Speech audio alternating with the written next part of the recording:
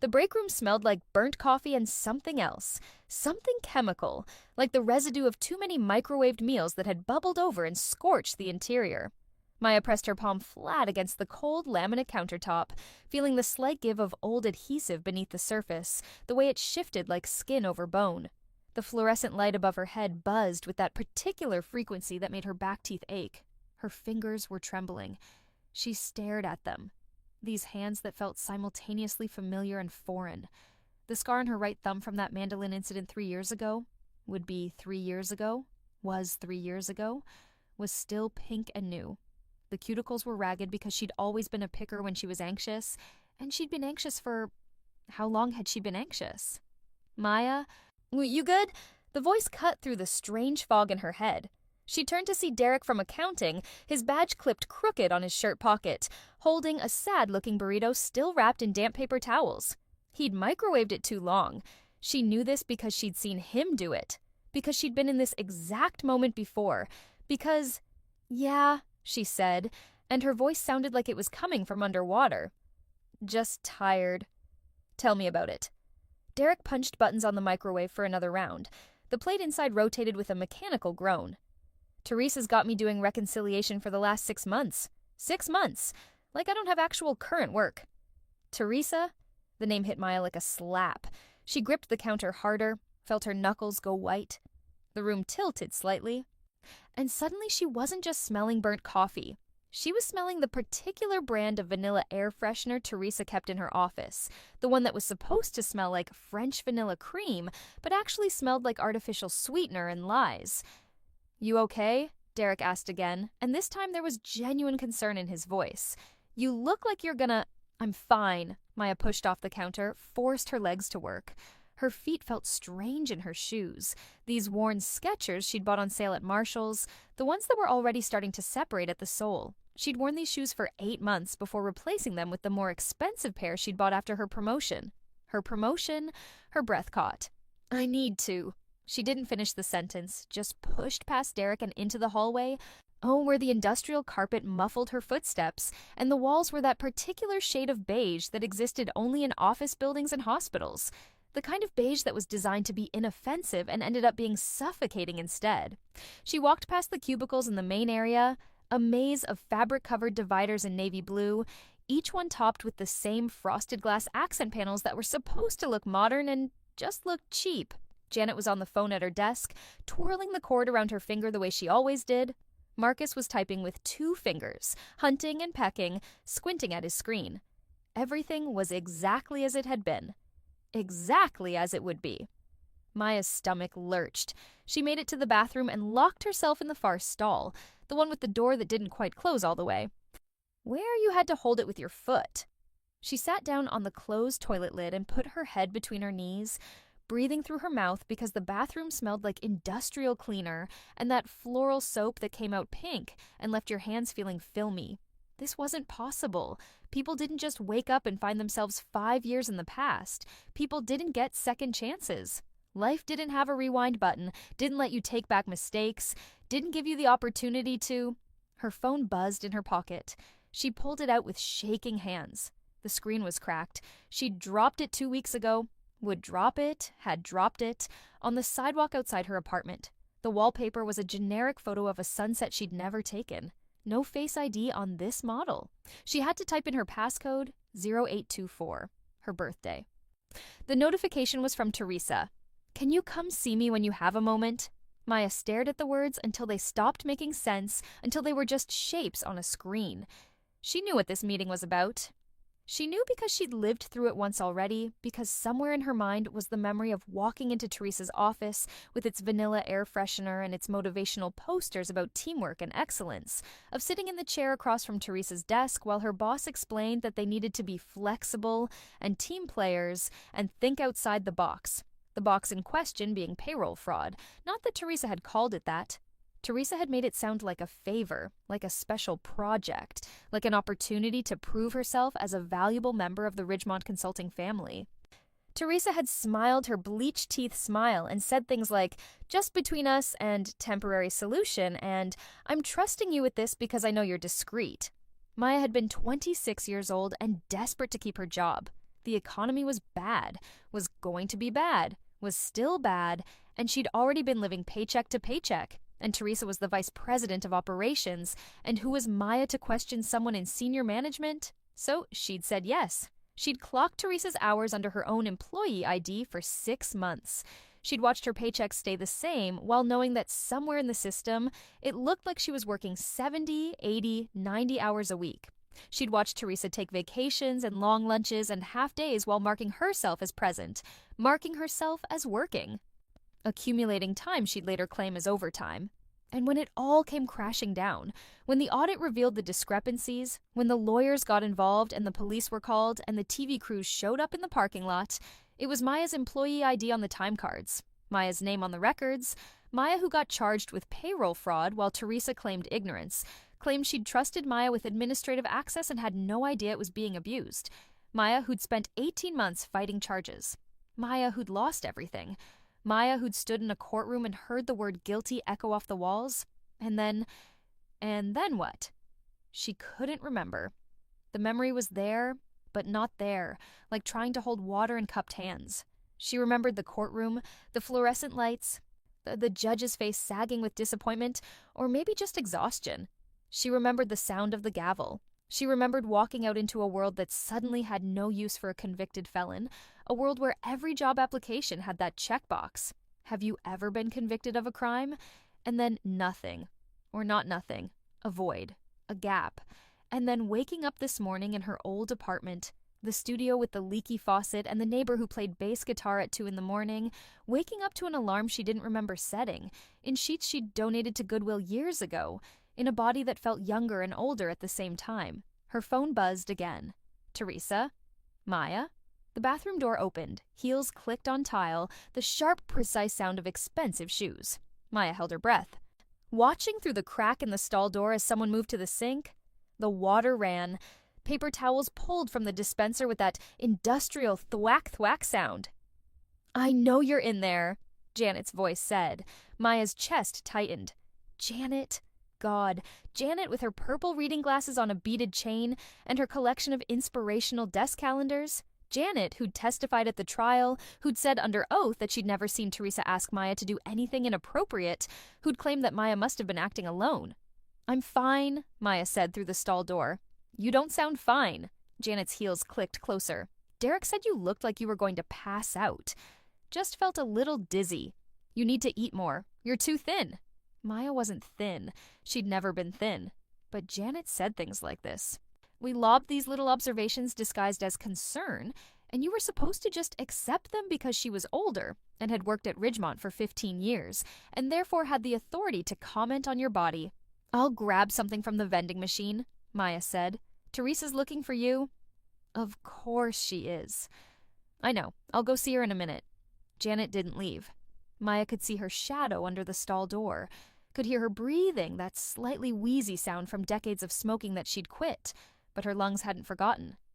"You know," Janet said slowly, "Teresa really values you. She told me yesterday that you're one of her most reliable people." The words made Maya's skin crawl.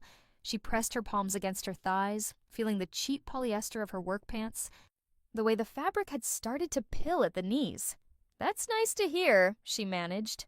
"It's important to have that kind of trust from upper management," Janet continued, "especially in this economy. Companies are always looking to trim the fat.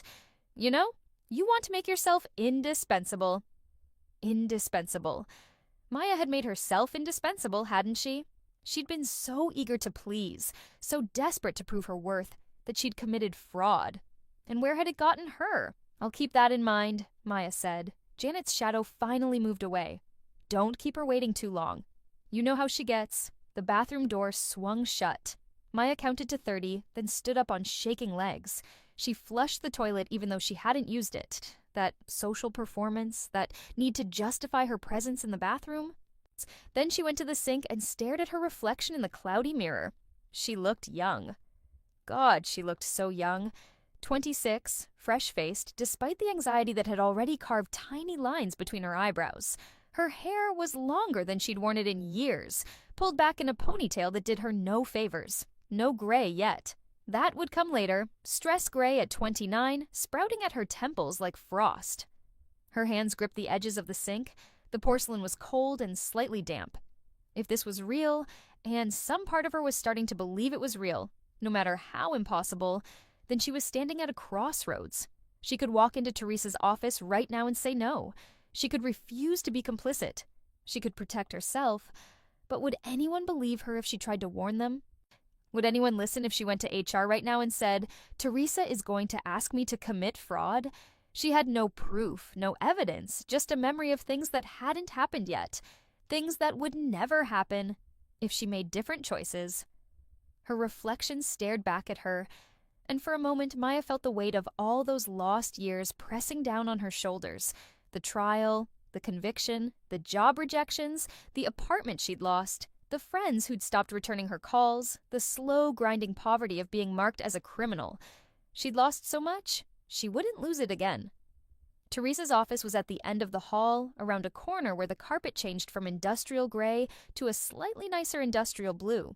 The door was solid wood, or wood veneer made to look solid, with a nameplate that read Teresa Chen, DVP Operations in serif font. Through the frosted glass panel beside it, Maya could see movement, a shadow pacing. She knocked. Her knuckles against the door made a sound that seemed too loud, too final. "Come in!" Maya turned the handle. The door swung open on hinges that needed oil, making that slight squeaking sound she'd forgotten about. And there it was, the vanilla air freshener, cloying and artificial, mixing with the smell of Teresa's coffee. Not the burnt break room sludge, but the expensive kind, the flavored pods Teresa kept in a drawer and made in the Keurig she'd bought for her office. The office was exactly as Maya remembered. The motivational posters, a mountain climber with excellence in white letters, a row of ants carrying a leaf with teamwork, hung at perfect angles on the wall. The bookshelf displayed business books Teresa had never read, their spines uncracked. Good to great, The 7 Habits of Highly Effective People. Lean in. The desk was glass and chrome, minimalist, with just a laptop, a phone, and a framed photo of Teresa with her husband and 2 golden retrievers. Teresa herself stood by the window, looking out at the parking lot 4 stories below. She was wearing a cream blazer over a silk shell, black pants, and those heels, the Louboutins with the red soles that cost more than Maya's monthly rent. Her hair was cut in a sharp bob, dark and glossy. She was 42 but looked younger, thanks to the Botox she pretended she didn't get, and the personal trainer she mentioned constantly. "Maya, thanks for coming," Teresa said without turning around. "Close the door." "Nah, would you?" Maya's hand found the door handle. She pulled it closed, heard the latch click. The sound seemed to seal something, to mark a point of no return. "Have a seat." Teresa gestured to one of the chairs across from her desk. Maya sat. The chair was modern, all angles and minimal padding, designed to look good rather than be comfortable. Her feet didn't quite touch the floor properly. She felt like a child called to the principal's office. Teresa finally turned from the window. Her smile was practiced, the kind that showed teeth but didn't quite reach her eyes. "How are you settling in? You've been with us for what? 3 months now?" "4, Maya said. Her voice came out steadier than she felt. 4 months yesterday." Right. Teresa moved to her desk, settling into her chair with the kind of casual grace that came from never having to think about whether you belonged somewhere. "And you're happy here? You feel like you're finding your place in the team?" This was how it had started before. This performance of concern, this establishing of rapport. Teresa was good at this, at making you feel seen, valued, special. It was how she'd climbed to VP by 40. It was how she'd convinced Maya that committing fraud was somehow an act of loyalty. "I'm learning a lot," Maya said carefully. "That's wonderful. You know, I had a feeling about you when we hired you. I told HR, this one's going to go far. You've got that quality, that willingness to do what needs to be done." Maya's stomach twisted. She folded her hands in her lap, felt her short nails dig into her palms. "I appreciate that." "The thing is," Teresa said, leaning forward slightly, her elbows on the desk, "we're in a bit of a situation. Budget situation. Upper management is breathing down my neck about operational costs, and you know how it is. The pressure always flows downward." Here it came. "I understand," Maya said, though she understood nothing yet. Wasn't supposed to understand anything yet. "We need to get creative. Flexible." Teresa picked up a pen, rolled it between her fingers. It was expensive, brushed metal, the kind of pen that made a statement. I've been working crazy hours. You've seen it, I'm sure. Early mornings, late nights, weekends. But the way our payroll system is set up, there are these constraints on how executive time is tracked. Maya said nothing. Her heart was beating too fast. The optics matter, you know? Nini, if it looks like the VP of Operations is claiming a ton of overtime, it raises questions. Questions about whether the role is properly scoped, whether we need to restructure, and restructuring means layoffs. Means people like you, talented people just starting their careers, getting cut because of budget issues that have nothing to do with performance. The lie was so smooth, so practiced. Teresa had probably been using some version of this speech for years, on different assistants in different companies, leaving a trail of fall guys in her wake. "What do you need from me?" Maya asked. Teresa's smile widened slightly. "I knew I could count on you. Look, it's simple. I need someone to help me with time tracking. Someone I can trust to be discreet. You'd clock in my hours under your employee ID, just temporarily. Well, just until we get through this budget review cycle. And of course, I'd make it worth your while. We're talking about a promotion in your future, Maya. A real step up." "A promotion?" Maya kept her voice flat, neutral. "Absolutely. In 6 months, maybe sooner if you play your cards right, I can already see you in a supervisory role. Junior manager, maybe. Better title, better pay. But I need to know you're a team player first, that you understand how business really works." Maya looked at Teresa's face, the smooth forehead courtesy of Botox, the sharp contours courtesy of genetics and expensive skincare, the eyes that assessed and calculated and revealed nothing. In her first life, she'd thought Teresa was sophisticated, impressive, someone to emulate. Now she just saw a predator. Someone who'd perfected the art of devouring people without leaving visible marks. "Can I think about it?" Maya asked. The smile flickered. Just for a second, just a micro-expression, but Maya saw it. Teresa hadn't expected resistance, hadn't planned for anything but immediate compliance. "Well, I mean, of course," Teresa said, recovering, "though I'd need to know pretty quickly. Like I said, this is time sensitive. The budget review is in 2 weeks." "I understand. Can I have until tomorrow?" "Tomorrow." Teresa set down her pen, aligned it precisely parallel to the edge of her desk. "Sure, tomorrow. But Maya, I want to be clear. This conversation stays between us. You understand that, right? This is sensitive. If word got out that we were even discussing flexible time-tracking solutions, Wuggy, people might get the wrong idea. Flexible time-tracking solutions. That's what she was calling it now. "I won't say anything," Maya said. "Good."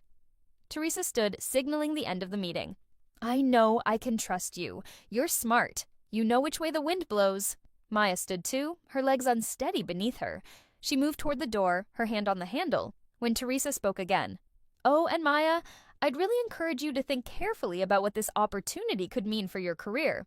Jobs like ours don't come around every day, especially not these days." The threat was implicit but clear. Say yes, or there won't be a job at all. Maya nodded, pulled open the door, and stepped back into the hallway. The vanilla smell clung to her as she walked away, synthetic and suffocating. Maya didn't go back to her cubicle. Instead, she found herself in the stairwell, that forgotten space between floors where people only went during fire drills. The concrete walls amplified every sound. Her breathing, the rustle of her clothes, the distant hum of the HVAC system. She sat down on a step, her back against the cold wall, and let herself shake. She'd said no, not explicitly, not yet, but she'd created space for no. She'd asked for time when Teresa had expected immediate compliance. It was a small rebellion, barely visible, but it felt enormous. In her first life, she'd walked out of that office and immediately started the fraud. She'd been too scared to question, too intimidated to refuse, too desperate to risk her job. She'd told herself it was temporary, that it would be fine, that Teresa knew what she was doing, and look where that had gotten her. The stairwell door above her opened. Footsteps descended. Quick, light steps. Maya looked up to see Priya from IT carrying a toolbox and looking at her phone. "Oh," Priya said, stopping when she noticed Maya. "Didn't expect anyone to be in here." "Taking a break," Maya said. Priya nodded, her dark hair swinging in its braid. She was young, maybe 24, with the kind of easy competence that came from actually knowing what you were doing. Maya didn't know her well, hadn't known her well in the first timeline either. It was its own world, its own social ecosystem, barely intersecting with operations. "Rough day?" Priya asked, sitting down on the step across from Maya, setting her toolbox beside her. "Something like that." "Tell me about it. I've been trying to unfuck the payroll system for 3 days now. Worse, some genius in finance decided to do an update without checking compatibility, and now half the time tracking reports are corrupted." Maya's head snapped up. "The payroll system is corrupted?" "Not corrupted, exactly, just glitchy. Some of the data's not syncing properly between the time clock and the main database. We've got employees showing up with weird hours, duplicated entries, that kind of thing." Priya shrugged. "Should be fixed by end of week, hopefully." "Which employees?" "Random. No pattern I can see. Why, are your hours messed up?" "No, Maya's mind raced. The glitchy system, the corrupted data, the perfect cover for what Teresa was planning. I was curious." Priya gave her a look that suggested she didn't quite buy it, but wasn't interested enough to push. "Well, if you notice anything weird with your time cards, let it know. We're trying to catch all the errors before the next payroll run." "I will, thanks." Priya stood, picked up her toolbox. "You good? You look kind of pale." "Just need to eat something." "Vending machine on 3 has those cheese crackers that are almost not terrible." Priya started down the stairs, then paused. "Hey, between you and me, if something's going on, if someone's making your life hard, document everything. Screenshots, emails, all of it. Trust no one, cover your ass. Words to live by in corporate America." She disappeared down the stairs before Maya could respond. The door swung shut behind her, leaving Maya alone with the echo of that advice. Document everything. Maya pulled out her phone. The screen was still cracked. A spider web spreading from the bottom right corner. She opened her email, her work email, and scrolled through the messages. There, from 3 days ago, from Teresa. "Can we schedule some time to talk about a special project? Would love to get your thoughts on some workflow optimization." Workflow optimization. It was already starting. The careful language, the paper trail that Teresa would later use to claim she'd been discussing legitimate business strategy. Maya took a screenshot, then she opened a new note on her phone and started typing. April 12th. Teresa asked me to come to her office, said she needed help with time tracking. Asked me to clock her hours under my employee ID, called it a flexible time tracking solution. Promised promotion in 6 months. Said to keep it between us. Implied my job security depends on compliance. Her fingers trembled as she typed. It felt surreal, documenting a crime that hadn't happened yet, that wouldn't happen if she refused to participate. But if Teresa tried to retaliate for her refusal, if things went the way they had before, she needed insurance. The stairwell door opened again. This time, it was Marcus from her team, balancing a coffee in one hand and his phone in the other. "There you are," he said. "Janet said you weren't feeling well." Marcus. God. Marcus, who would be laid off in 8 months, who would end up working at a Target, who would testify at her trial that he'd seen her working late all the time and assumed she was just dedicated. Marcus, who meant well but never looked deeper than the surface. "I'm okay," Maya said, standing up. "Just needed some air." "In the stairwell?" "It's quiet." Marcus laughed. He had a kind face, round and open, the kind of face that believed what people told him. "Fair enough. Listen, if you're coming back to your desk, can you help me with that Henderson report? I'm completely lost on the formatting." "Sure." Maya slipped her phone back into her pocket. "Let me just stop by the bathroom first." "Cool. Oh, and bring those cheese crackers from the vending machine. Priya's right. They're not terrible." He disappeared through the stairwell door, leaving it open behind him. Maya could hear the normal sounds of the office filtering in. Phones ringing, keyboards clicking, the low murmur of conversations. Life going on, oblivious to the small disaster being averted in real time. She climbed the stairs slowly, her hand on the rail. The metal was smooth and cold under her palm. With each step, she felt herself solidifying, becoming more real in this timeline. The fog that had surrounded her since waking up this morning was starting to clear, leaving behind a sharp, painful clarity. She was here. This was real. And she had a choice. Maya's cubicle was exactly where she'd left it. A 5x5 square of semi-privacy, the fabric walls a depressing navy blue, her desk cluttered with the detritus of office life. a coffee mug that said Mondays with a picture of a grumpy cat, a desk calendar from an insurance company, a framed photo of her college graduation, her parents' faces proud and hopeful, unaware of what was coming, what had been coming, what wouldn't come now. She sat down in her chair, the one with the broken lumbar support that made her back ache by 3 o'clock, and woke up her computer. The screen blinked to life, showing her generic desktop background of a mountain range. No personal photos here. She'd learned early that personalizing your workspace only made it harder to leave, made you feel like you belonged when you never really did. Marcus was 2 cubicles over, already talking to someone on the phone, his voice rising and falling in that customer service cadence. Janet was at her desk, typing slowly with 2 fingers, squinting at her screen. Everything was normal. Everything was exactly as it should be. Except Maya, who had lived through this day before, who knew what was coming, who was trying to figure out how to change the ending. She opened her desk drawer slowly, quietly, looking for something she knew was there. Buried under loose pens and old receipts, and a pack of gum she'd bought 2 weeks ago, she found it. A small flash drive, the generic blue plastic, the kind they handed out at conferences. She'd never used it in her first timeline. It had just sat in her drawer, forgotten. Not this time. Maya plugged it into her computer and started copying files. Her employment contract, her job description, every email Teresa had sent her, her time cards from the past 4 months showing her actual hours worked. She worked quickly, glancing up every few seconds to make sure no one was watching. Document everything. The files copied with agonizing slowness, a progress bar inching across the screen. Maya drummed her fingers on the desk, a nervous rhythm that matched her heartbeat. From somewhere in the office, a phone rang unanswered. Someone laughed, a sharp, brittle sound. Her computer chimed softly. Files copied. She ejected the flash drive and slipped it into her pocket, feeling the weight of it like a talisman. Maya? She jumped, nearly knocked over her coffee mug. Janet was standing at the edge of her cubicle, holding a folder. Sorry, didn't mean to startle you. Janet's smile was apologetic. Do you have a second? I need you to review these expense reports before I submit them. Maya took the folder, flipped it open. Standard stuff. Mileage reimbursements, hotel costs from a conference, meal receipts. Everything looked legitimate, properly documented. Exactly the kind of boring administrative work that kept a business running. Looks fine, Maya said, handing it back. Thanks. Janet didn't leave. She shifted her weight, the folder pressed against her chest. I wanted to say, I know Teresa can be intense sometimes, demanding. She has high standards, and that's good.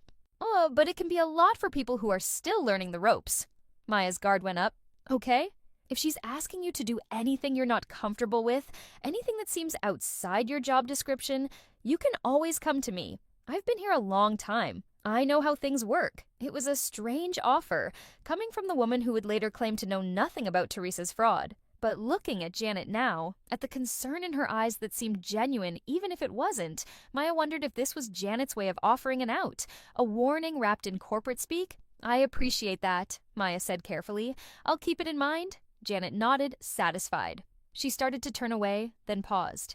You know, when I started here, I was just like you, eager to please, willing to do whatever it took to succeed. But I learned something important. You can't trust everyone who smiles at you. Sometimes the people who seem the most successful got there by stepping on the people below them. Is that what you think Teresa does?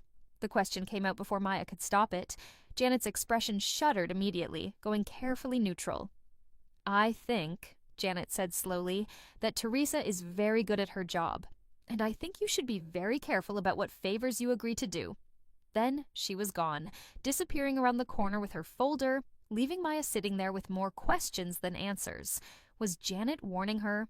Or was this some kind of test, a way to see if Maya would report back to Teresa about doubts or disloyalty?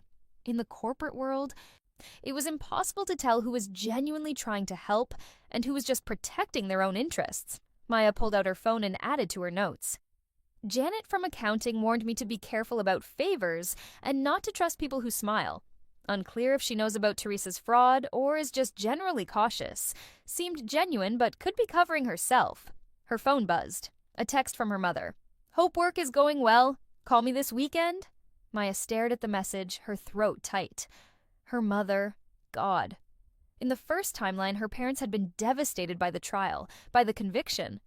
Her dad had tried to be supportive, but she'd seen the disappointment in his eyes, the way he couldn't quite look at her the same way. Her mom had cried a lot and kept saying things like, "How did this happen?" And "You're a good girl. You wouldn't do this," even though the evidence said otherwise. They'd believed in her innocence, but the world hadn't. And eventually, even their belief had become exhausted, worn down by lawyers' fees and court dates and the relentless grind of a daughter who'd become a source of shame instead of pride. She typed back, "Work is fine. We'll call Saturday. Love you." Then she closed out of her personal messages and opened her work email again. She needed to respond to Teresa, needed to buy herself more time while she figured out what to do next.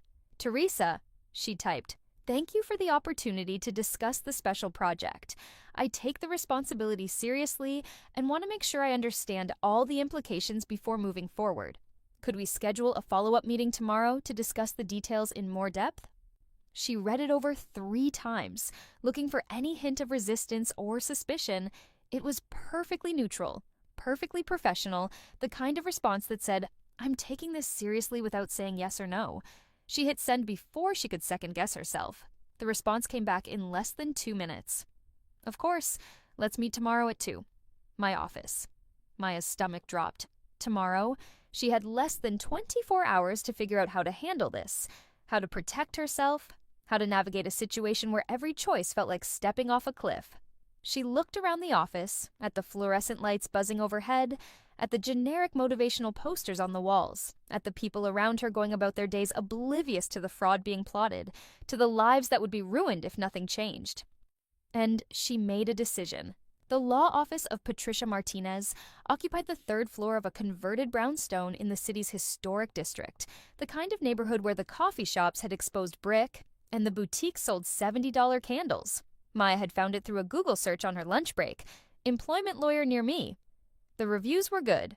Patricia Martinez specialized in employment disputes, wrongful termination, workplace harassment. One review said, "She actually listened to me and didn't make me feel stupid for not knowing my rights." That had decided it. The waiting room was small but comfortable. Soft chairs in muted colors, a coffee table with legal magazines arranged in a fan, a receptionist behind a frosted glass divider. It smelled like fresh paint and anxiety.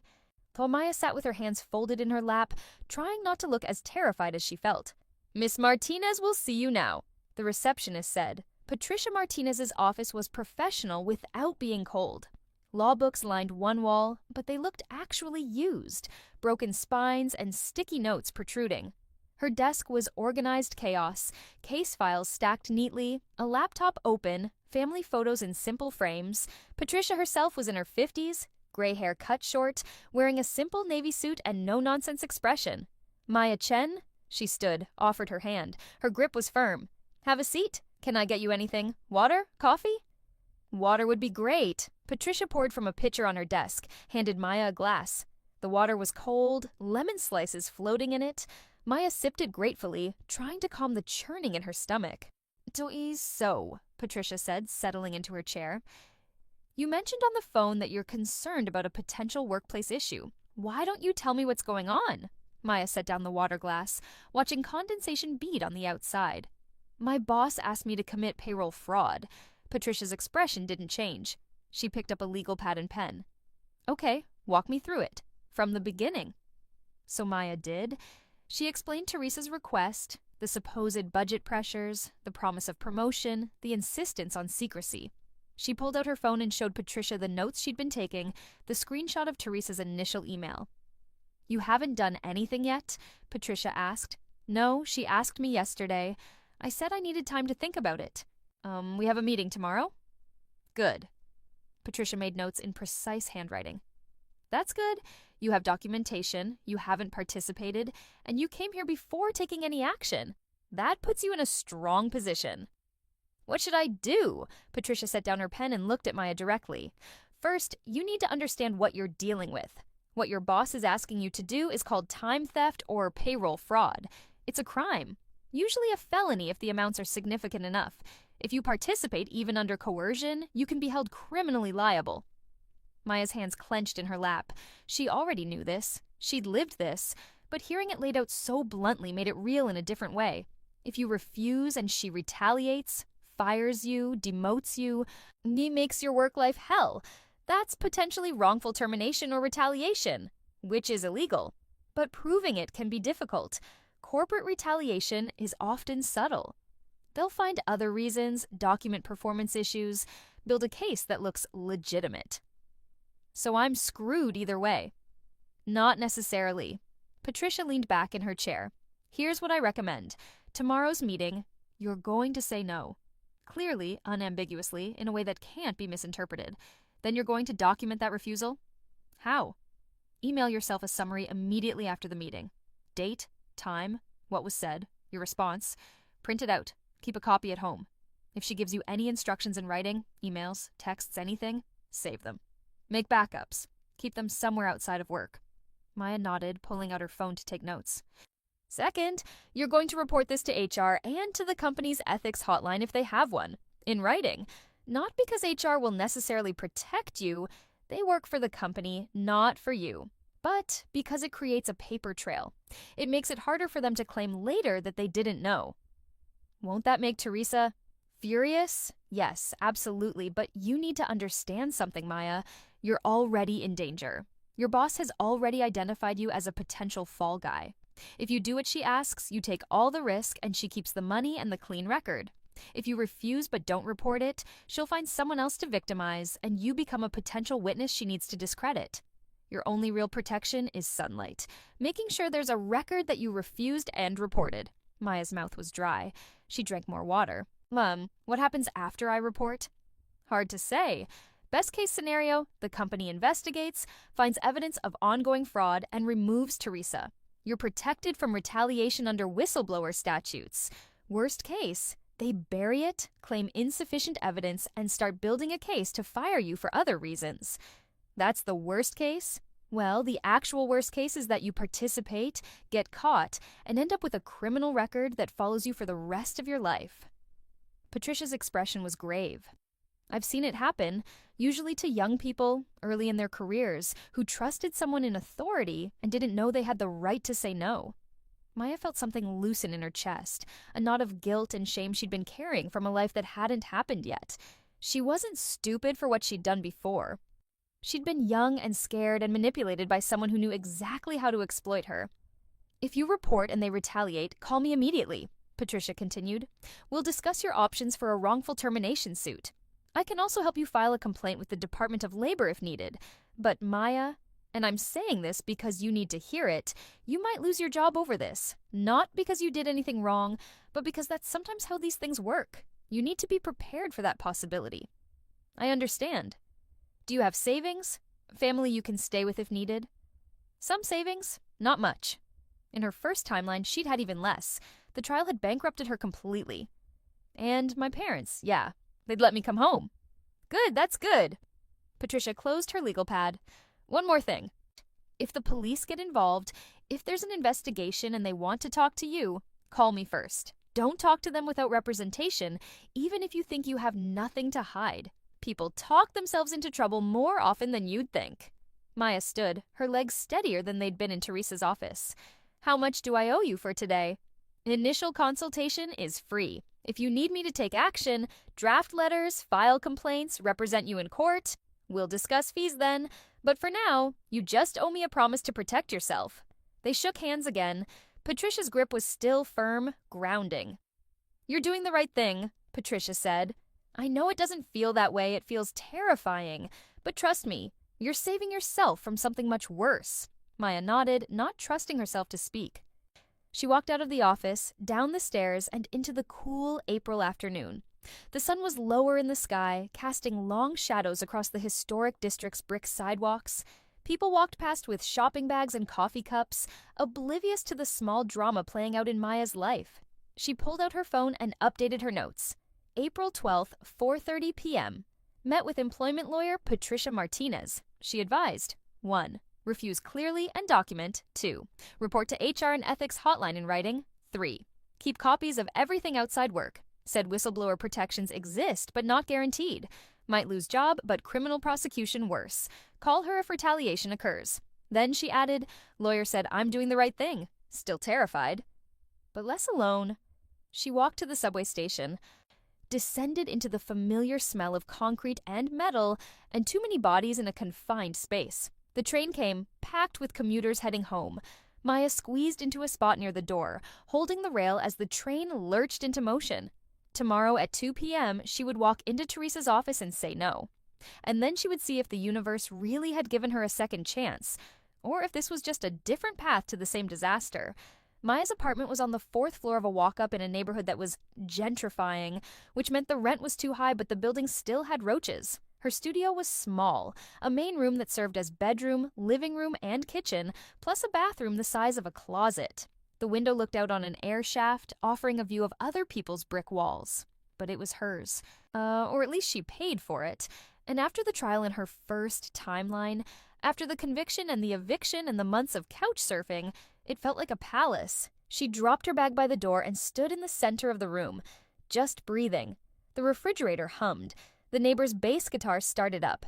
It was 8 o'clock, which meant he was warming up for his nightly practice session. The radiator clanked and hissed, even though it was April, and didn't need to be on. Home. Maya kicked off her shoes and went to the kitchen area, really just a counter with a 2-burner stove and a mini fridge. She had half a rotisserie chicken in the fridge, going dry, and some wilted lettuce. She made herself a sad sandwich, poured a glass of water, and sat on her futon to eat. Her phone buzzed. A text from an unknown number. This is Patricia Martinez. I wanted to follow up on our conversation today. Remember, document everything, refuse clearly, report in writing. You're going to be okay. Call if you need anything. Maya saved the number, added it to her contacts. She typed back, "Thank you, I will." Another buzz, this time from Teresa. "Looking forward to our meeting tomorrow. I know you'll make the right decision." The words felt like a threat disguised as encouragement. Maya stared at them until her vision blurred, then set the phone face down on the futon beside her. She ate her sandwich mechanically, barely tasting it. Her mind was racing, running through scenarios, playing out tomorrow's conversation 100 different ways. What if she said no and Teresa fired her on the spot? What if HR didn't believe her? What if... Her phone rang. The screen showed Mom. Maya almost didn't answer. She wasn't ready to talk, to pretend everything was fine, to have a normal conversation about normal things when her entire life felt like it was balanced on a knife's edge. But her mother would worry if she didn't pick up, would call back repeatedly, and Maya didn't have the energy for that. "Hey, Mom." "Maya, I wasn't expecting you to answer. I know you're usually busy in the evenings." Her mother's voice was warm, familiar, carrying the slight accent that 20 years in America hadn't quite erased. Maya closed her eyes and let herself sink into the sound of it. "I had time," she said. "How's work? You sounded stressed in your text." "It's fine, just busy." "You're eating enough?" "Nee, you always forget to eat when you're stressed." "I'm eating." Maya looked down at her half-eaten sandwich. "I had dinner." Good. A pause. Maya could hear the TV in the background, her dad watching the news, the way he did every evening. "Your father wants to know when you're coming to visit. It's been almost 2 months." "I know. I'm sorry. It's just hard to get away with work." "You work too hard. They don't pay you enough to work that hard." It was a familiar refrain, one her mother had repeated throughout Maya's 20s. In her first timeline, Maya had brushed it off, had thought her mother didn't understand the demands of the corporate world, the necessity of proving yourself.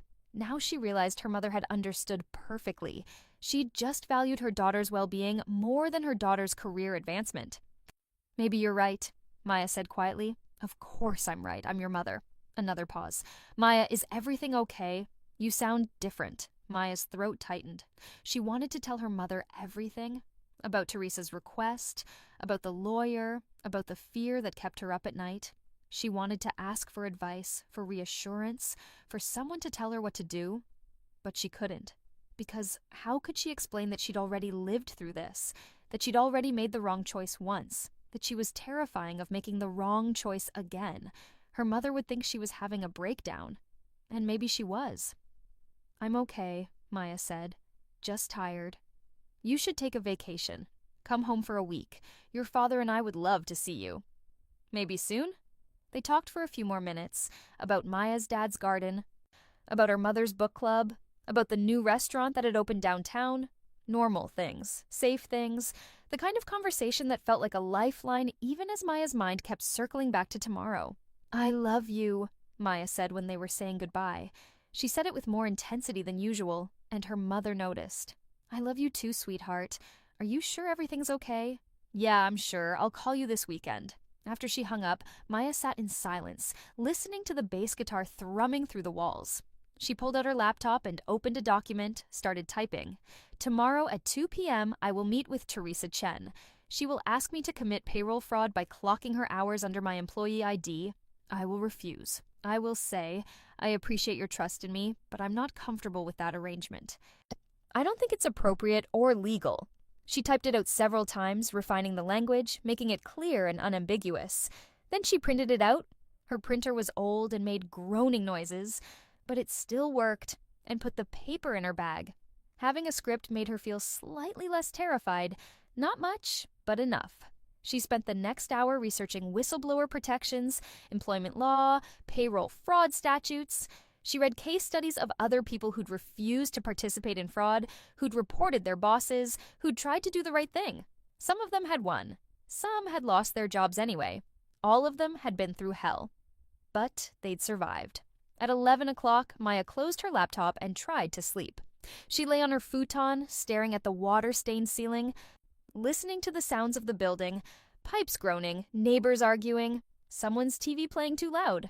The same sounds she'd fallen asleep to for months, both in this timeline and the last. Except last time, she hadn't known what was coming. She'd thought she was making smart career moves, being a team player, proving her worth. She'd thought she was building a future. She'd been building a prison instead. Maya rolled onto her side, pulled her thin blanket up to her chin. Tomorrow. Tomorrow she would change everything. If the universe let her. The day crawled toward 2 o'clock with agonizing slowness. Maya went through the motions of work, answering emails, attending a meeting about Q2 projections, helping Marcus with his formatting issues, while her stomach churned and her mind raced. Every time someone walked past her cubicle, she tensed. Every time her computer pinged with a new message, she jumped. At 1:45, she went to the bathroom and splashed cold water on her face. Her reflection in the mirror looked pale, her eyes too wide. She'd barely slept, and it showed.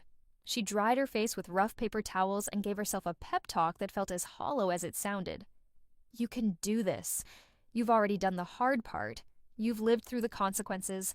This is just prevention. At 1:55, she walked to Teresa's office. Her legs felt like they belonged to someone else. The script she'd written was folded in her pocket, but she'd memorized it. She knew what she had to say.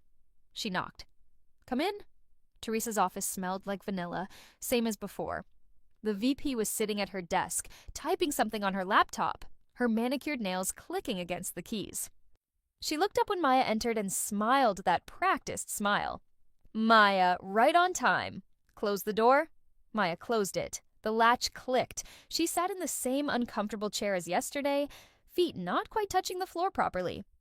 So, Teresa said, closing her laptop and giving Maya her full attention. Have you had a chance to think about what we discussed? I have. And, Maya took a breath. Her heart was hammering so hard she was sure Teresa could hear it. I appreciate your trust in me, and I'm flattered that you'd consider me for a special project. But I'm not comfortable with the arrangement you described. I don't think it's appropriate or legal to clock your hours under my employee ID. The silence that followed was deafening. Teresa's expression didn't change immediately. The smile stayed fixed for a few more seconds, frozen like a mask. Then it slowly faded, replaced by something harder. I see. Teresa's voice was cold now, the warmth completely gone.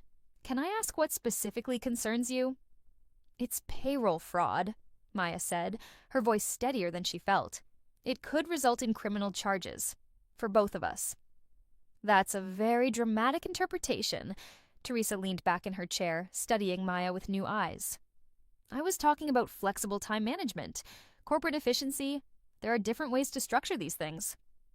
You asked me to clock your hours under my employee ID so it wouldn't look like you were claiming overtime, Maya said. That's not flexibility. That's fraud. Teresa's jaw tightened. You're being naive. This is how business works, Maya. Everyone cuts corners. Everyone finds creative solutions. The only difference is that some people are smart enough to understand that, and some people are too rigid to succeed. Then I guess I'm too rigid. You're making a mistake. Teresa's voice was sharp now. All pretense dropped. I was offering you an opportunity, a real future with this company, and you're throwing it away because of some misguided sense of, what, ethics? Morality? Yes, Maya said simply. Teresa stood up. She walked to the window, her back to Maya, her shoulders rigid with anger. The afternoon light caught the red soles of her shoes. You know what's going to happen now, Teresa said without turning around. You're going to find that your career here has a very low ceiling. You're going to find that opportunities somehow never quite come your way, that promotions go to other people, so that your performance reviews are always just slightly below satisfactory. Is that a threat?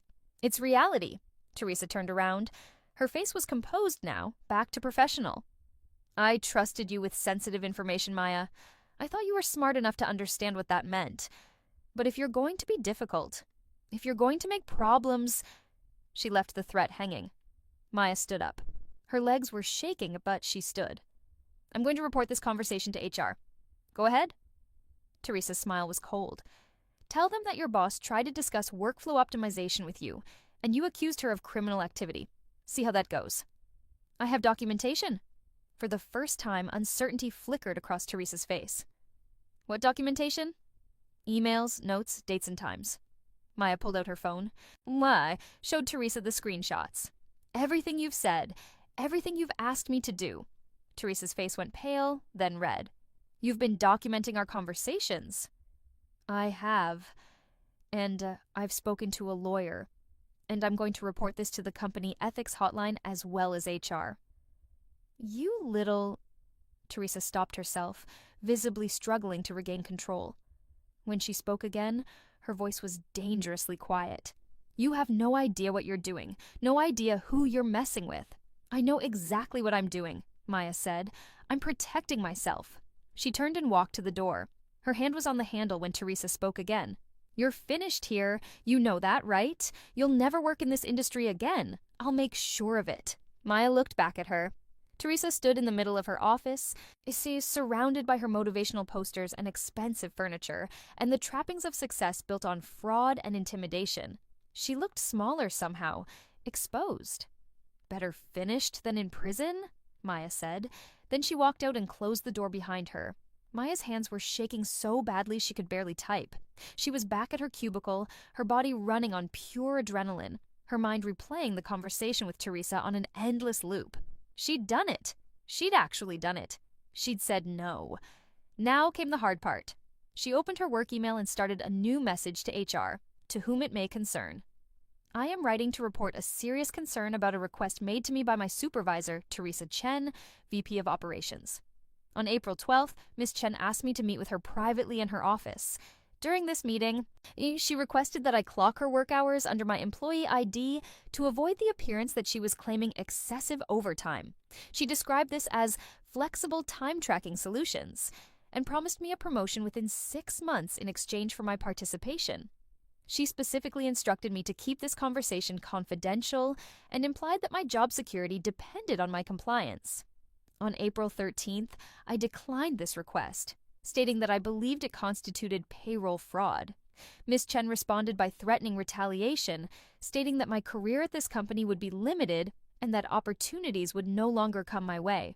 She also threatened my future employment in the industry. I have documentation of these conversations, including notes with dates and times, and I am willing to provide additional details as needed. I am reporting this because I believe it constitutes fraud and because I am concerned about potential retaliation. Please let me know what steps I should take next. Sincerely, Maya Chen, Operations Coordinator. She read it over 3 times, her heart pounding. It was clear, factual, specific. She attached her notes and screenshots. Then, before she could lose her nerve, she hit send. The email disappeared from her outbox. There was no taking it back now. Maya immediately forwarded a copy to her personal email, then called the company ethics hotline. A recorded message instructed her to leave detailed information about her concern. She did, speaking carefully and clearly, repeating the same information from her email. When she hung up, her hands were still shaking. She pulled out her phone and texted Patricia Martinez. I said no. Teresa threatened retaliation. Reported to HR and ethics hotline. What now? The response came within minutes. Good. Document the threats. Save copies of your report. If anything happens, any disciplinary action, any negative performance reviews, contact me immediately. You did the right thing." Maya wanted to believe her. She wanted to feel relief or pride or vindication. Instead, she just felt nauseous and terrified and very, very alone. She forced herself to go through her normal afternoon routine. She responded to emails. She attended a meeting about a client proposal. She helped Janet with some filing. She acted like everything was normal, even though she kept expecting security to show up and escort her out of the building. At 4:30, Marcus appeared at her cubicle. "Hey, wanna grab a drink after work?"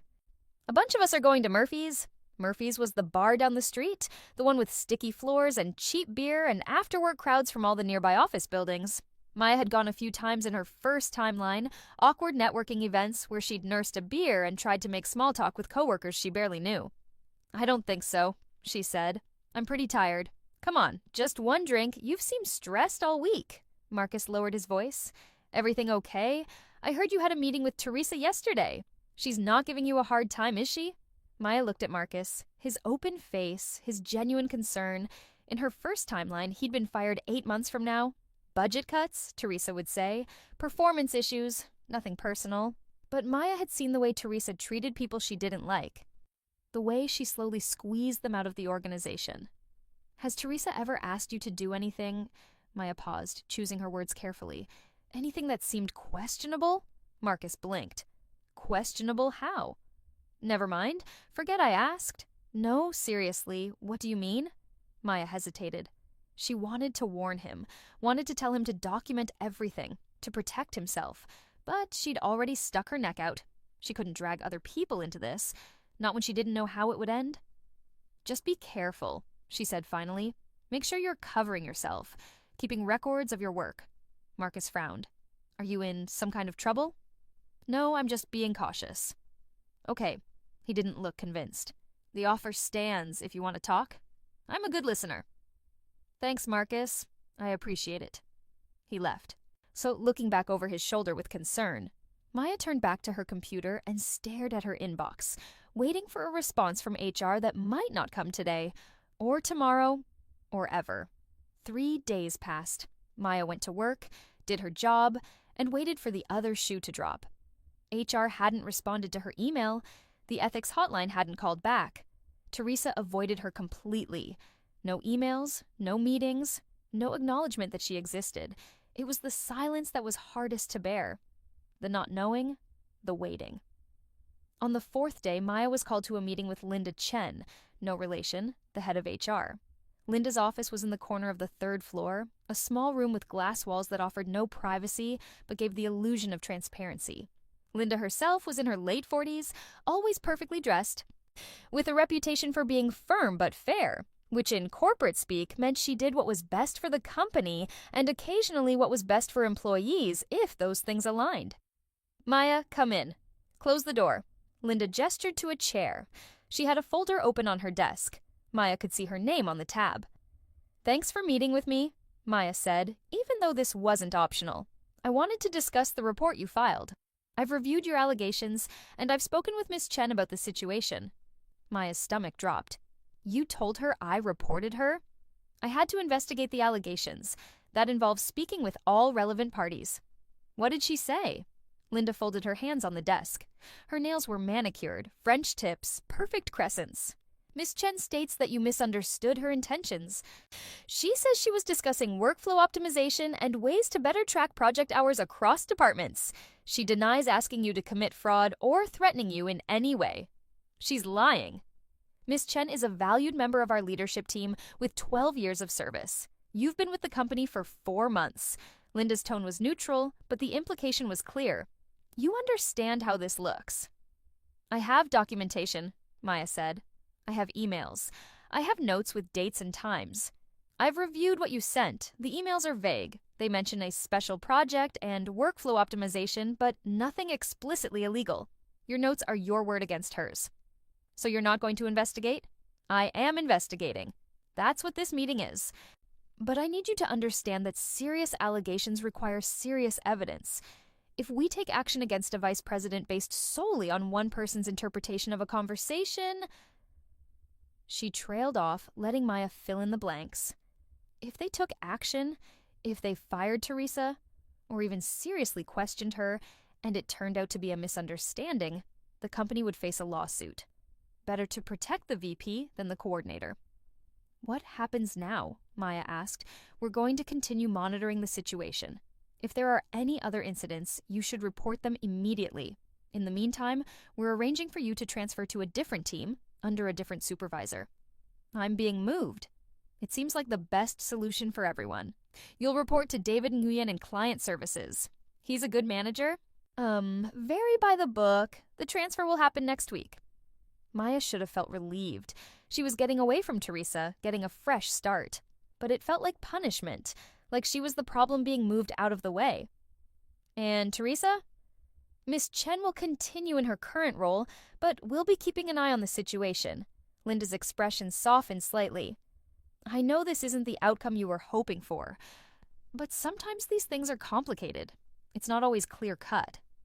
It was very clear-cut, actually, but Maya didn't say that. There was no point. Can I ask, if other people have reported Teresa for similar issues, would you tell me? You know I can't discuss other personnel matters, which was basically a yes. If Maya was the first, Linda would have said so. The fact that she didn't meant there had been others. Other young employees who'd been asked to do questionable things, who'd reported it, who'd been moved or dismissed while Teresa stayed protected. Is there anything else? Linda asked. No. Thank you for your time. Maya stood on shaking legs and walked out. The glass walls of Linda's office felt like a fishbowl. Everyone in the surrounding cubicles could see her leaving, could probably tell something had happened. She kept her head up and walked back to her desk with as much dignity as she could manage. A transfer. It could be worse. She still had a job. She hadn't been fired. The company knew about Teresa now, even if they weren't doing anything about it yet. It was something, but it didn't feel like a victory. It felt like losing slowly instead of all at once. Maya sat down at her desk and opened her email. There was a message from David Nguyen. Looking forward to working with you. Let's grab coffee tomorrow and discuss your transition. She closed the email and put her head in her hands. David Nguyen's team occupied a different floor, the second, where the lighting was slightly better and the cubicles were configured in groups of 4 instead of rows. It felt more open, more collaborative, or maybe just more chaotic. People talked across dividers, shared snacks, decorated their desks with photos and plants and small toys. It was nothing like the silent, tense atmosphere of Teresa's domain. Maya's new desk was by a window, an actual window, with natural light and a view of the street below. It felt like a luxury after months in the interior wasteland of gray fabric walls. We're pretty casual here, David said, helping her set up her computer. He was in his mid-30s, wearing jeans and a polo shirt instead of business casual. I don't care when you get here as long as the work gets done. Most people do 9 to 5, but if you're a night owl or an early bird, that's fine too. That's different. Teresa was pretty strict about hours, huh? David's tone was carefully neutral, but his eyes were sympathetic. Yeah, I've heard. We do things differently. I figure we're all adults. Treat people like adults. They usually act like adults. It was a radical concept in corporate America. Maya's new team consisted of 4 people. Herself, a woman named Aisha who handled client communications, a guy named Tom who did data analysis, and someone named Chris, who seemed to do a little of everything. They all welcomed her warmly, invited her to lunch. He asked about her background without prying into why she'd transferred. It was almost unsettling after the paranoia of waiting for Teresa's retaliation. So, Aisha said over lunch in the break room, what's your story? You came from operations, right? Yeah, 4 months. And now you're in client services. That's quite a switch. Maya poked at her salad. I needed a change. Fair enough. Aisha was in her early 30s, black with close-cropped hair and the kind of easy confidence Maya envied. Well, you'll like it here. David's great. Actually gives credit where credit's due. Doesn't throw people under the bus when things go wrong. That's refreshing, right? My last boss... Aisha shook her head.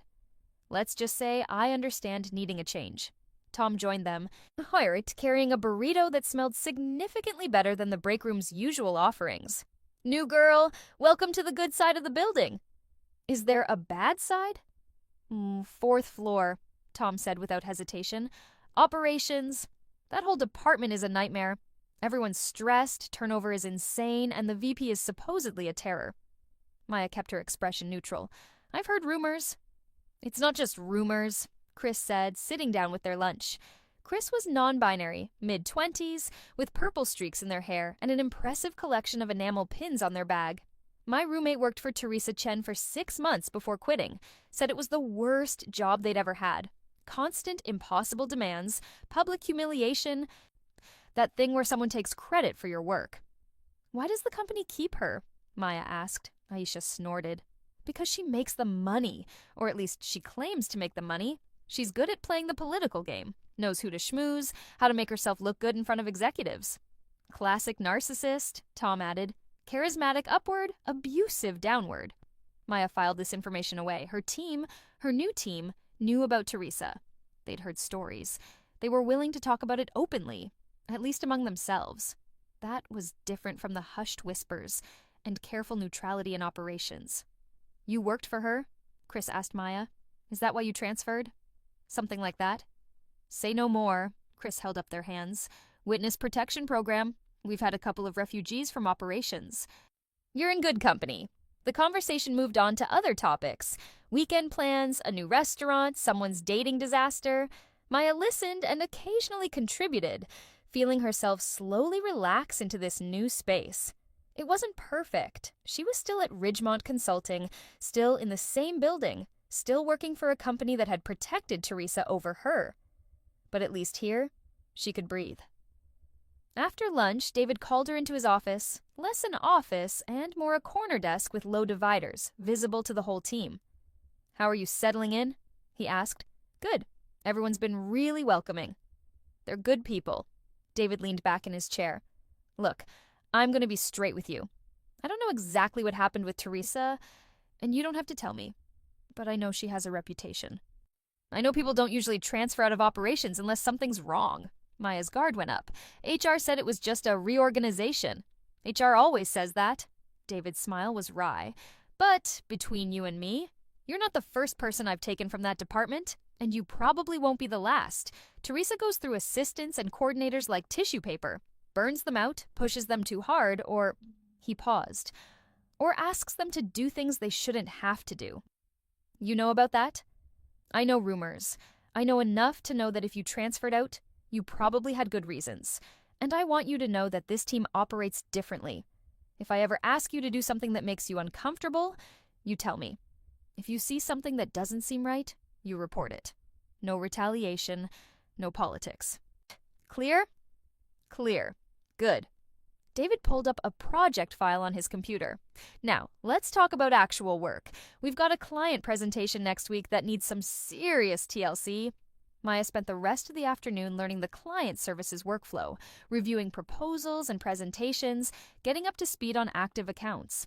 It was interesting work, more visible than what she'd been doing in operations. She could see how her efforts contributed to actual results, actual revenue. By the time 5 o'clock rolled around, she was exhausted, but in a good way. The kind of tired that came from mental engagement rather than emotional stress. She packed up her things, said goodbye to her new team, and headed for the elevator. As she waited, the doors opened to reveal Teresa stepping out. They made eye contact. For a moment, but neither of them moved. Then Teresa's expression went cold and hard. She walked past Maya without a word, her heels clicking on the tile, trailing that vanilla scent like a warning. Maya stepped into the elevator and pressed the button for the ground floor. As the doors closed, she let out a breath she hadn't realized she'd been holding. She'd survived, she'd said no, reported it, and survived. She had a new team, a new boss, a new chance. It wasn't justice. Teresa was still there, still in power, still able to victimize the next young employee who didn't know better. But Maya had protected herself, and sometimes, in the corporate world, that was the best you could do. 3 months later, Maya was working on a client proposal when Aisha rushed over to her desk, eyes wide. "Have you heard?" Aisha whispered. "Heard what?" "There's an audit. A real one. Federal investigators are in the building." Maya's heart stopped. "What?" "Payroll audit. Someone, I don't know who, tipped off the Department of Labor about irregularities. They showed up this morning with a warrant to review all our time tracking records for the past 3 years. Maya's hands went numb. 3 years? Yeah, they're in the conference room right now, going through everything. HR is freaking out. I heard Linda Chen stress-eating donuts in her office. This couldn't be happening. Not now. Not after she'd escaped, transferred, moved on. Maya had assumed her report to HR and the ethics hotline had gone nowhere, had been filed away and forgotten. She'd assumed Teresa would continue as she always had, untouchable. She'd been wrong. "Do we know what they're looking for?" Maya asked, sort of trying to keep her voice steady. "Payroll fraud, apparently. Time theft. Someone was clocking hours they didn't work, or clocking them under other people's IDs. Aisha lowered her voice even more. "I heard Teresa Chen's name mentioned." Maya stood up, her legs shaky. "I need to use the bathroom." "You okay? You look pale." "I'm fine. Just need a minute." She walked to the bathroom on unsteady legs, locked herself in a stall, and tried to breathe. Federal investigators. That meant someone had taken her report seriously. That meant they'd found evidence. That meant... Her phone buzzed. A text from an unknown number. "This is Agent Sarah Chen from the Department of Labor. We need to speak with you regarding an ongoing investigation. Please call this number at your earliest convenience. Time sensitive." Maya stared at the text until her vision blurred. This was real. This was happening. She called Patricia Martinez. "Maya, are you okay? You sound... Federal investigators are here at my office. They're auditing payroll records. An agent just texted me." A pause. Okay, here's what you do. Do not talk to them without me present. Call the agent back. Tell them you want your attorney present for any interview. They might push back, but stand firm. Then forward me that text and any other communications. I'll contact them and arrange a time to meet. What if they... Maya, listen to me. You reported fraud. You refused to participate. You're not in trouble. You're a witness. But you still need representation to make sure your rights are protected. Call them back. Ask for your lawyer to be present, and then wait for me to contact you. Can you do that? Yes. Good. Call me after you talk to them. Maya hung up and immediately called the number from the text. It rang twice. "Agent Chen? This is Maya Chen. You texted me?" "Miss Chen, yes. Thank you for calling back so quickly. I'm part of a team investigating payroll irregularities at Ridgemont Consulting. We'd like to ask you some questions about your time there, particularly regarding your former supervisor, Teresa Chen. I want my attorney present for any interview." A pause. "That's your right, of course, though I should mention that you're not a suspect. We believe you may have witnessed. I understand, but I still want my attorney present." Another pause, longer this time. "All right, have your attorney contact me to arrange a meeting. The sooner the better. We're operating on a tight timeline. She'll call you today. One more thing, Miss Chen. Have you been contacted by anyone from Ridgemont's legal team or by Miss Teresa Chen directly regarding this investigation? No. If you are, don't speak with them without your attorney, and document any contact attempts." "I will." She hung up and immediately texted Patricia. "Just spoke to Agent Chen, said I want you present. She wants to meet ASAP. Call her to arrange." Then she splashed cold water on her face, dried it with paper towels, and stared at her reflection. She looked older than she had 3 months ago. The stress had carved new lines around her eyes, but she also looked stronger, less afraid. She'd done this. She'd reported the fraud, and someone had listened. Someone had investigated. And now Teresa was finally going to face consequences. Maya walked back to her desk. The office was buzzing with energy. People clustered in groups, whispering, speculating. She could see investigators through the glass walls of the conference room, men and women in suits, reviewing documents, taking photos with official-looking cameras. David appeared at her desk. "Maya, can we talk? My office?" Her stomach dropped. "Sure." But when they got to his corner desk, David's expression wasn't angry or accusatory. It was concerned. "I just got off the phone with HR," he said quietly. "They told me you might be contacted by investigators. Something about a report you filed a few months ago." "I reported Teresa for payroll fraud. She asked me to clock her hours under my ID." David nodded slowly. "I figured it was something like that." "Oh, are you okay? This has to be stressful." "I'm okay. I have a lawyer. I'm cooperating with the investigation." "Good.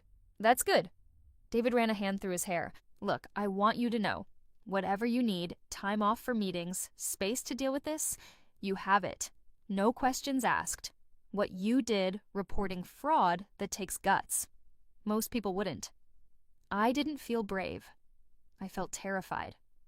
Bravery is being terrified and doing it anyway. David smiled slightly. You did the right thing, and I'll make sure you're protected through this process, okay? Maya felt tears prick at her eyes. Thank you. Don't thank me. This is how it should work. People who report problems shouldn't be punished. They should be protected. He paused. Between you and me? I'm glad someone finally got Teresa. No, she's been a problem for years. Did you ever report her? No, and I regret that. David's expression was pained. I knew she was difficult. I knew people quit because of her, but I told myself it wasn't my department, not my problem. I should have said something. You're braver than I was. That afternoon, Maya met with Patricia and Agent Chen at Patricia's office. The agent was younger than Maya had expected, maybe mid-30s, with sharp eyes and a no-nonsense manner. She had a colleague with her, a man who introduced himself as Agent Rodriguez. Thank you for meeting with us, Agent Chen said, pulling out a recorder. Do you consent to this interview being recorded? Maya looked at Patricia, who nodded. Yes. Let's start from the beginning. When did you start working at Ridgemont Consulting? Maya walked them through everything. Her hiring in December, her first months in operations, Teresa's initial approach, the request to commit fraud, her refusal, the threats, the report to HR.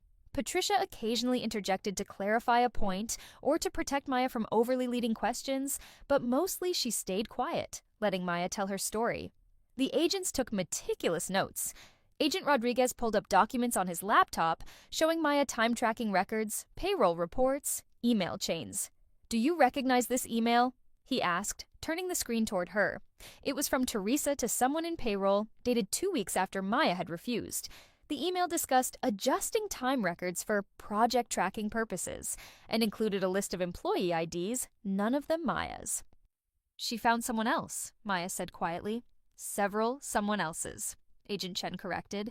We've identified at least 4 other employees over the past 3 years who clocked hours for Miss Chen. All young, early in their careers, all told they were participating in flexible time tracking, or project management efficiency. Most of them no longer work at Ridgemont. Where are they now? We're tracking them down to interview. But you're the only one who reported it while still employed. The others only came forward after they'd already left, and in one case, after being fired. Maya thought about that. All those people manipulated and victimized and then discarded when they became inconvenient. All those careers damaged or derailed. All because one person had figured out how to game the system and hadn't cared about the collateral damage. What happens now? Maya asked. We complete our investigation, interview other witnesses, review the financial records. Then we refer the case to the U.S. Attorney's Office for potential criminal prosecution. Agent Chen's expression was serious. I won't lie to you. These cases are complicated. They take time, and there's always a chance the prosecutor decides not to file charges. But you think they will? Based on what we've found so far? Yes, Miss Chen's fraud appears to be systematic and long-running. She stole approximately $180,000 in unearned wages over 3 years. That's a felony.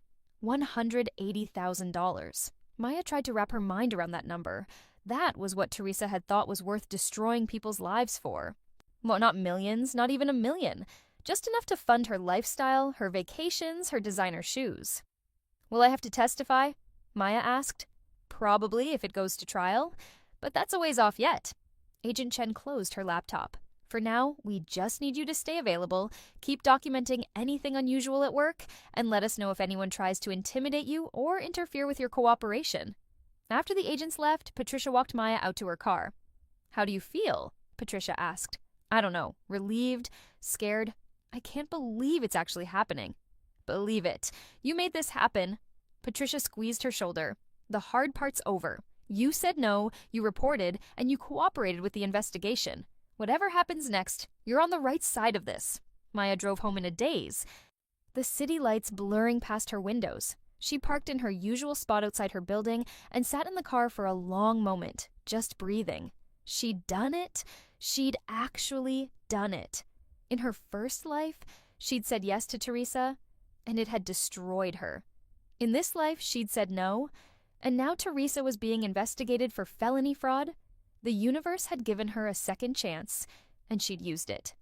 The arrest happened on a Tuesday morning in July, 3 months after the investigators had left. Maya was at her desk working on a quarterly report when the whispers started. People congregating in hallways, phones buzzing with text messages, the energy in the office shifting from routine to electric. Aisha appeared at her desk, phone in hand. They arrested her? Maya's fingers froze on her keyboard. What? Teresa? The federal agents just walked her out in handcuffs. Someone got video? It's already on Twitter. Aisha held up her phone, showing a shaky video of Teresa in the lobby, her hands cuffed behind her back, 2 agents flanking her. Even in the grainy footage, Maya could see the expression on Teresa's face. Shock, fury, humiliation. The vanilla air freshener couldn't save her now. Jesus, Maya whispered. There's more. They arrested someone in payroll too. Jennifer Huang. Apparently she was helping Teresa manipulate the time records. They're both being charged with wire fraud, payroll fraud, and conspiracy. Maya's phone rang. Patricia Martinez. Have you heard? Patricia asked without preamble. I just saw the video. The U.S. attorney filed charges this morning. Press conference is at noon. They're treating this as a significant white-collar crime case. Apparently Teresa's fraud was part of a larger pattern at the company. They found evidence of other schemes too, stuff beyond the time theft. What happens to her now? Arraignment. Probably later today. She'll post bail unless the prosecutor argues she's a flight risk. Then it's the usual process. Discovery, motions, maybe a trial. Though, with the evidence they have, I'd guess she'll take a plea deal. How long would she get? Hard to say. Federal sentencing guidelines for fraud are complicated. But with the amount involved and the systematic nature of the scheme, 5 to 10 years, probably. Maybe more if she doesn't cooperate. 5 to 10 years. In Maya's first life, that's what she'd been facing. That's what she'd narrowly avoided by taking a plea deal that still labeled her a felon, still destroyed her career, still followed her everywhere. Now it was Teresa's turn. Are you okay? Patricia asked. This is a big moment. I think so. It's surreal. I bet. Listen, there's going to be media attention. The company's going to be in the news. Reporters might try to contact you. Don't talk to them without calling me first, okay? Your story is compelling, but you need to be strategic about if and when you tell it. Okay? And Maya, you should be proud. You did this. You stopped her. After they hung up, Maya sat at her desk and watched the office swirl around her. People were shocked, excited, gleeful. Teresa had been feared, but she hadn't been liked. Her arrest was cathartic for everyone who'd ever felt her wrath, and who'd ever been humiliated in a meeting or pushed to the breaking point. David called an impromptu team meeting. They gathered around his desk, a circle of concerned faces. I know everyone's heard the news, David said. I want to address it head on. Yes, Teresa Chen was arrested this morning on federal fraud charges. Yes, this is related to the payroll audit from earlier this year. The company is cooperating fully with the investigation, and we've been assured that no one else on our team is implicated. Was it really $180,000? Tom asked. I can't comment on the specifics, but I can tell you that what she did was serious, systematic, and completely unacceptable. She violated the trust of her employees and the company. David's expression was grave. I also want to say, if anyone ever asks you to do something that feels wrong, that seems illegal or unethical, you have a duty to report it, not just to protect yourself, but to protect others who might be victimized. His eyes landed on Maya for just a moment. She nodded slightly. That afternoon, Ridgemont's CEO sent an all-company email. The tone was careful, full of corporate speak about alleged misconduct and ongoing investigation and commitment to ethical practices. Reading between the lines, it was clear. The company was throwing Teresa under the bus to protect itself. They'd cooperate with investigators, implement new oversight procedures, maybe fire a few people in HR who should have caught this sooner. Business as usual, in other words. Just with a new villain. Maya left work early, claiming a headache that wasn't entirely fabricated. She drove to her apartment, climbed the 4 flights of stairs, and he collapsed on her futon. The neighbor's bass guitar was silent for once. Everything was silent. She pulled out her phone and opened Twitter. The story was trending locally. VP of Operations at Ridgemont Consulting arrested for $180K payroll fraud. She scrolled through the comments. People she'd never met, weighing in on a situation they didn't understand. Some called for harsh punishment. Others made jokes about white-collar crime being a slap on the wrist. A few even defended Teresa, suggesting she was being scapegoated. None of them knew about the employees she'd manipulated. None of them knew about Maya, sitting in a stairwell, documenting everything, preparing to refuse. None of them knew how close Maya had come to being the one in handcuffs. But Maya knew, and that was enough. As Patricia had predicted, Teresa took a plea deal. And it happened in September, 6 months after her arrest, 3 days before the trial was scheduled to start. Maya got the call from Patricia while she was at work. She pled guilty, Patricia said, to 1 count of wire fraud and 1 count of conspiracy to commit fraud. The prosecution dropped the other charges in exchange for her cooperation. What does that mean for sentencing? She'll get somewhere between 3 and 7 years, depending on what the judge decides. Plus restitution, she'll have to pay back everything she stole with interest. And there's a civil suit coming from the company. She's going to be paying this off for the rest of her life. 3 to 7 years. Not as long as Maya had feared she'd face, but longer than Teresa had probably expected when she first asked Maya to commit fraud. Long enough to lose everything, her job, her reputation, probably her marriage. Long enough to understand what she'd done. Will I still have to testify? Maya asked. No. Since she pled, there won't be a trial. You might be asked to provide a victim impact statement at sentencing, but that's optional. You've done your part. Maya hung up and stared at her computer screen without seeing it. It was over. Really over. Teresa had admitted guilt, would go to prison, would face consequences. Justice, such as it was. The sentencing hearing was in November. Maya decided to attend, sitting in the back of the courtroom with Patricia beside her. The courtroom was smaller than she'd expected, less dramatic. Wood paneling, fluorescent lights, uncomfortable benches. A handful of people scattered throughout. Other victims, maybe, or reporters, or just curious onlookers. Teresa was led in wearing an orange jumpsuit, her hair pulled back, no makeup. She'd been denied bail after violating the conditions by attempting to contact one of the other victims. She looked smaller than Maya remembered, diminished. The Louboutins were long gone. The prosecutor outlined the case. Systematic fraud over 3 years, 4 victims, $180,000 stolen, abuse of authority, betrayal of trust. He recommended 7 years. Teresa's lawyer argued for leniency, no prior criminal record, cooperation with the investigation, remorse, a family that depended on her. He recommended 3 years with credit for time served. Then the victim spoke. The first was a young man named Daniel, who'd worked for Teresa 2 years ago. He described being manipulated into clocking her hours. Being promised promotions that never came, being fired when he questioned the arrangement. He'd been unemployed for 6 months before finding a new job that paid significantly less. He still struggled with trust issues, with anxiety, with the feeling that he'd been stupid for believing someone in authority. The second victim was a woman named Lisa, who'd been let go after refusing to participate in Teresa's scheme. She'd been blacklisted in the industry, had struggled to find work, had eventually moved to a different city to start over. She'd lost her apartment, her savings, her sense of security. The third victim had submitted a written statement, read by the prosecutor. They'd participated in the fraud for 8 months before being fired, and when they'd applied for unemployment, the company had contested it, claiming they'd been terminated for cause. They'd ended up with legal bills they couldn't afford and a gap in their employment history that raised questions in every interview. Maya listened to their stories and saw herself, or rather, the version of herself from the first timeline. The one who'd said yes, the one who'd been convicted and destroyed. There, but for the grace of a second chance go high. When it was her turn, Maya stood and walked to the podium. Her hands were shaking. She'd written out a statement, but now, looking at Teresa sitting at the defense table, she set the paper aside.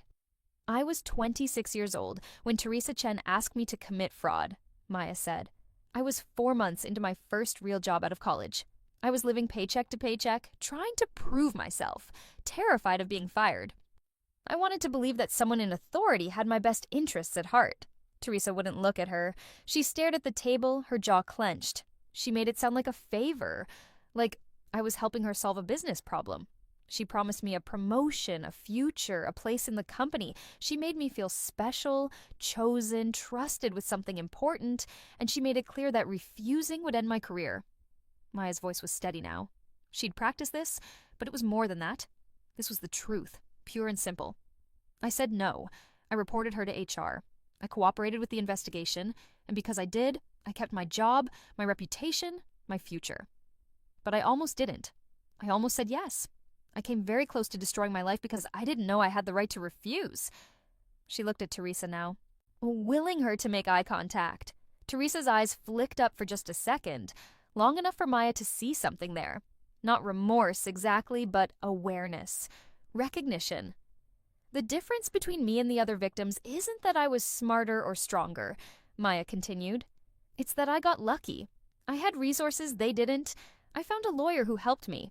I had parents who could support me if I lost my job. Not everyone has that. She paused, gathering herself. I don't know what the right punishment is. I'm not a judge, but I know that what Teresa did wasn't just about stealing money. It was about exploiting people who trusted her, who were vulnerable, who didn't know they could say no. She created a system where saying no felt impossible. And that's what makes this so damaging. Not just the fraud, but the betrayal of everyone who worked for her, who believed in her, who thought she cared about their careers. Maya stepped back from the podium. The courtroom was silent. She returned to her seat, her legs shaking so badly she almost missed the bench. Patricia squeezed her hand. Well done. The judge deliberated for what felt like hours, but was probably only 15 minutes. Then she delivered the sentence. 5 years in federal prison, 3 years supervised release, full restitution of $180,000 plus interest and penalties, and a permanent ban from holding fiduciary positions. Not as harsh as it could have been. Not as lenient as Teresa had hoped. Justice, compromised by practicality, time constraints, and the grinding machinery of the legal system, but justice nonetheless. 5 years later. Maya stood in the conference room on the 8th floor of her new company's headquarters, looking out over the city. It was a clear day, the kind where you could see for miles, where the buildings looked sharp against the blue sky. She'd been promoted 6 months ago. Director of operations, her own team, her own budget, real authority. It had been earned through hard work, strategic thinking, and a reputation for integrity that she'd built carefully over 5 years. 5 years since Teresa's arrest, 3 years since her release from federal prison. A lifetime ago in some ways. Ready for the presentation? Aisha asked, coming up beside her. Aisha had left Ridgemont 2 years ago and joined Maya here, moving up to senior manager. It was strange and wonderful, having someone who understood where she'd come from. Oh, what she'd survived.